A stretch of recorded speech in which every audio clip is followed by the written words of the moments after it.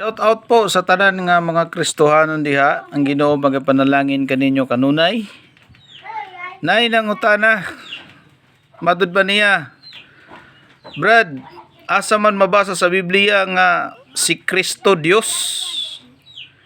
Kamo daw sa may inyo katubag aning pangutanan niya. Paki-comment lang diha sa comment section.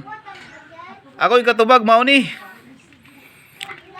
Ato mabasa diha sa Roma kapitulo 9 bersikulo 5 nagprove nga si Jesus Dios.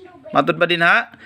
Kaliwat sila sa mga patriarka og sa ilang mga kaliwatan na tao si Kristo ang Dios nga labaw sa tanan daygon unta hangtod sa kahangturan. Amen.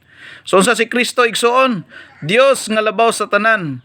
So sa mga kaigsuonan, wala pa mudawat kang Kristo, wala mituo kang Kristo, sumo na ning panahon nga ayaw na mugduha-duha kang Kristo, no? Inyo na siyang dawaton isip inyong personal nga manluluwas. Tungod kay kung wala si Kristo sa atong kinabuhi, igsoon gala murag di gyud ta magkadimao ani sa atong pagpangalagad. Only Jesus Christ will save you. Mo yun na imong tandaan igsoon, ang Ginoo magapanalangin nga nadya kanimo.